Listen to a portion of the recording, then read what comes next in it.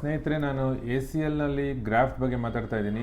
ನೀವು ಈಗಾಗಲೇ ಕೇಳಿರ್ಬೋದು, ACLನಲ್ಲಿ ಸಿಂಥೆಟಿಕ್ ಗ್ರಾಫ್ಟ್ ಮತ್ತು ಆಟೋಗ್ರಾಫ್ಟ್ ಅಂತ ಎರಡು ಯೂಸ್ ಮಾಡ್ತೀವಿ. ಆಟೋಗ್ರಾಫ್ಟ್ ಅಂದರೆ ತುಂಬ ವರ್ಷಗಳಿಂದ ಬಂದಿದೆ. ರೋಗಿಯ ಅವ್ರದ್ದೇ ಆಗಿರೋಂಥ ಟೆಂಡನ್ನ ನಾವು ತಗೊಂಡು ಲಿಗಮೆಂಟ್ ಆಗಿ ACL ಆಗಿ ಅಲ್ಲಿ ಅಳವಡಿಸ್ತೀವಿ.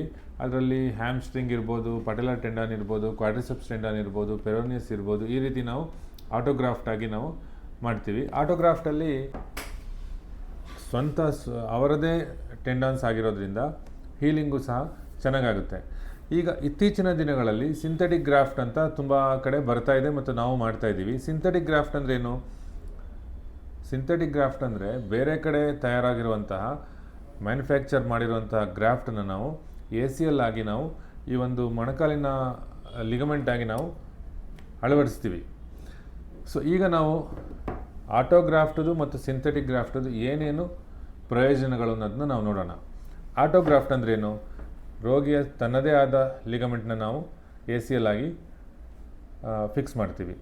ಅದರಲ್ಲಿ ಅವರದೇ ಆಗಿರೋದ್ರಿಂದ, ಸ್ವಂತ ಆಗಿರೋದ್ರಿಂದ ನ್ಯಾಚುರಲ್ ಆಗಿ ಅದು ಹೀಲ್ ಆಗುತ್ತೆ ಮತ್ತು ಲಿಗಮೆಂಟು ಒಳಗಡೆ ಮೂಳೆಯಲ್ಲಿ ಲಿಗಮೆಂಟ್ ಆಗಿ ಮಾರ್ಪಾಡಾಗುತ್ತೆ ಮತ್ತು ಹೀಲಿಂಗ್ ಚೆನ್ನಾಗಾಗಿರೋದ್ರಿಂದ ಸ್ಟ್ರೆಂತು ಸಹ ಚೆನ್ನಾಗಾಗುತ್ತೆ. ಅದರಲ್ಲಿ ನಾವು ಥಿಕ್ನೆಸ್ಸು 8 mm, 9 mm, 1 cm ಈ ರೀತಿ ನಾವು ರೋಗಿಯ ಏನು ಬ್ಯಾಕ್ಗ್ರೌಂಡು, ಸ್ಪೋರ್ಟ್ಸಲ್ಲಿದ್ದಾರಾ ಏನಿದಾರ ನೋಡಿಕೊಂಡು ಅದನ್ನು ನಾವು ಫಿಕ್ಸ್ ಮಾಡ್ಬೋದು. ಬೇರೆ ಬೇರೆ ರೀತಿಯಲ್ಲಿ ಆಲ್ ಇನ್ಸೈಡ್ ಆಗಿ ಫಿಕ್ಸ್ ಮಾಡ್ಬೋದು ಮತ್ತು ಅದರದ್ದು ಥಿಕ್ನೆಸ್ನ ಸ್ವಲ್ಪ ಚೇಂಜ್ ಮಾಡಿ ಫಿಕ್ಸ್ ಮಾಡ್ಬೋದು.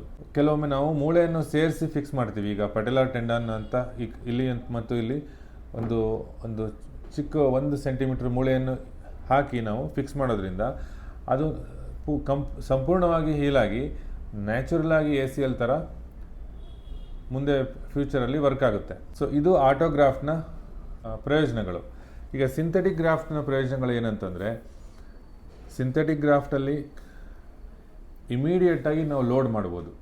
ಈಗೇನು ಆಟೋಗ್ರಾಫ್ಟ್ ಹಾಕಿ ಸ್ವಲ್ಪ ದಿನ ಅದು ಮೂಳೆಯಿಂದ ಅದು ಬೆಳವಣಿಗೆ ಆಗಬೇಕು, ಅಷ್ಟುವರೆಗೂ 1 ತಿಂಗಳವರೆಗೂ ನಾವು ಅಷ್ಟೊಂದು ಸ್ಟ್ರೆಂತ್ ಇರೋದಿಲ್ಲ ಅದಕ್ಕೆ. ಆದರೆ ಸಿಂಥೆಟಿಕ್ ಗ್ರಾಫ್ಟಲ್ಲಿ ಇಮಿಡಿಯೇಟಾಗಿ ನಾವು ಸಂಪೂರ್ಣವಾಗಿ ಲೋಡ್ ಮಾಡ್ಬೋದು. ಮತ್ತು ಸಿಂಥೆಟಿಕ್ ಗ್ರಾಫ್ಟಲ್ಲಿ ಈ ಲ್ಯಾಕ್ಸಿಟಿ ಡೆವಲಪ್ ಆಗೋದು ಅಂದರೆ ಫ್ಯೂಚರಲ್ಲಿ 1 ವರ್ಷ 2 ವರ್ಷ ಆದಮೇಲೆ ಸ್ವಲ್ಪ ಲ್ಯಾಕ್ಸಿಟಿ ಡೆವಲಪ್ ಆಗ್ಬೋದು ಆಟೋಗ್ರಾಫ್ಟಲ್ಲಿ. ಆ ಒಂದು ಲ್ಯಾಕ್ಸಿಟಿ ಡೆವಲಪ್ ಆಗೋದು ಸಿಂಥೆಟಿಕ್ ಗ್ರಾಫ್ಟ್ನಲ್ಲಿ ಇರೋದಿಲ್ಲ.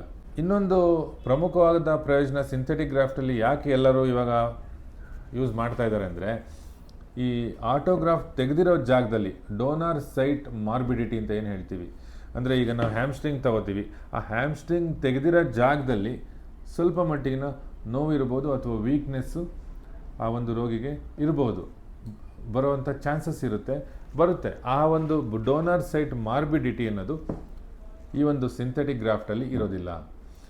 ತುಂಬ ಪ್ರಮುಖವಾದ ಪ್ರಯೋಜನ ಅಂದರೆ, ಈಗ ಮಲ್ಟಿ ಲಿಗಮೆಂಟ್ ಅಂತ ನಾವೇನು ಯೂಸ್ ಮಾಡ್ತೀವಿ, 3-4 ಲಿಗಮೆಂಟ್ನ ರಿಕನ್ಸ್ಟ್ರಕ್ಟ್ ಮಾಡ್ತಾ ಇರುವಾಗ ACL, MCL, PCL ಈ ರೀತಿ 3-4 ಲಿಗಮೆಂಟ್ ಫಿಕ್ಸ್ ಮಾಡ್ತಾ ಇರ್ತೀವಿ. ಈ ಮಲ್ಟಿ ಲಿಗಮೆಂಟ್ ಶಸ್ತ್ರಚಿಕಿತ್ಸೆಯಲ್ಲಿ ಸಿಂಥೆಟಿಕ್ ಗ್ರಾಫ್ಟು ಒಂದು ಗ್ರಾಫ್ಟ್ ಆಗಿ ನಮಗೆ ಸಹಾಯ ಮಾಡೋದ್ರಿಂದ ಆಟೋಗ್ರಾಫ್ಟ್ನು ಅದನ್ನು 2 ಮಿಕ್ಸ್ ಆ್ಯಂಡ್ ಮ್ಯಾಚ್ ಮಾಡಿ, ಉದಾಹರಣೆಗೆ ACL ಮಾಡ್ತಾ ಇರ್ತೀವಿ, ಆಟೋಗ್ರಾಫ್ಟ್ ಹಾಕ್ತೀವಿ, MCL ಮಾಡ್ತಾ ಇರ್ತೀವಿ, ಅದಕ್ಕೆ ಸಿಂಥೆಟಿಕ್ ಹಾಕ್ತೀವಿ. ಈ ರೀತಿ ನಾವು ಮಾಡೋದ್ರಿಂದ ನಮಗೆ ಸ್ವಾಭಾವಿಕವಾಗಿ ಸಿಗುವಂಥ ಲಿಗಮೆಂಟ್ ಕಡಿಮೆ ಇದ್ದರೂ ಸಹ ಇನ್ನೊಂದು ಕಾಲಿಂದ ನಾವು ತೆಗೆದಲ್ಲೇ ಇದರಲ್ಲಿ ನಾವು ಶಸ್ತ್ರಚಿಕಿತ್ಸೆ ಮಾಡ್ಬೋದು. ಸೊ ಇದು ಒಂದು ಸಿಂಥೆಟಿಕ್ ಗ್ರಾಫ್ಟ್ನ ಪ್ರಯೋಜನಗಳು. ಸೊ ಇದರಲ್ಲಿ ನಾವು ಅಬ್ಸಲ್ಯೂಟಾಗಿ ಇದೇ ಒಳ್ಳೆಯದು, ಇದನ್ನೇ ಹಾಕಿ ಅಂತ ನಾವು ಹೇಳೋದು ಕಷ್ಟ ಆಗುತ್ತೆ. ಸೊ ಈಗ ನಾವು ಏನು ಮಾಡ್ತಾಯಿದ್ದೀವಿ, ಆ ಒಂದು ರೋಗಿಯ ಬ್ಯಾಕ್ಗ್ರೌಂಡ್ ಏನಿದೆ, ಸ್ಪೋರ್ಟ್ಸಲ್ಲಿದ್ದಾರಾ, ಅವ್ರದ್ದು ಎಷ್ಟು ಹೈಟ್ ಇದೆ, ಅವ್ರದ್ದು ಮೂಳೆ ಸ್ಟ್ರೆಂತ್ ಏನಿದೆ, ಬೇರೆ ಲಿಗಮೆಂಟ್ಸ್ ಹೇಗಿದೆ, ಸೊ ಈ ಒಂದು ಬ್ಯಾಕ್ಗ್ರೌಂಡ್ ನೋಡಿಕೊಂಡು ನಾವು, ಅಥವಾ ಮೆನಿಸ್ಕಸ್ ಟೇರ್ ಆಗಿದೆಯಾ, ಈ ಒಂದು ಬ್ಯಾಕ್ಗ್ರೌಂಡ್ ನೋಡ್ಕೊಂಡು ನಾವು ಶಸ್ತ್ರಚಿಕಿತ್ಸೆ ಮಾಡ್ತಾಯಿದ್ದೀವಿ. ಆದರೆ ಸಿಂಥೆಟಿಕ್ ಗ್ರಾಫ್ಟ್ನ ಇತ್ತೀಚಿನ ದಿನಗಳಲ್ಲಿ ತುಂಬ ಪಾಪ್ಯುಲರ್ ಆಗ್ತಾ ಇದೆ. ಆದರೆ ರಿಸರ್ಚ್ ಪ್ರಕಾರ 10, 15, 20 ವರ್ಷದ ಅದರದ್ದು ರಿಸಲ್ಟ್ಸು ಅಥವಾ ಅದರದ್ದು ಔಟ್ಕಮ್ ಏನಿದೆ ಇನ್ನೂ ನಮಗೆ ಗೊತ್ತಿಲ್ಲ. ಈಗ ಒಂದು 3-4 ವರ್ಷದಿಂದ ಇದು ಸಿಂಥೆಟಿಕ್ ಗ್ರಾಫ್ಟು ತುಂಬ ಜಾಸ್ತಿ ಉಪಯೋಗ ಆಗ್ತಾ ಇದೆ. ಸೊ ಈ ಒಂದು ವಿಡಿಯೋದಲ್ಲಿ ನಿಮಗೆ ಆಟೋಗ್ರಾಫ್ಟ್ ಮತ್ತು ಸಿಂಥೆಟಿಕ್ ಗ್ರಾಫ್ಟ್ನ ಏನೇನು ಪ್ರಯೋಜನಗಳು ಅನ್ನೋದು ತಿಳಿದಿದೆ ಅಂತ ನಾನು ಭಾವಿಸ್ತೀನಿ.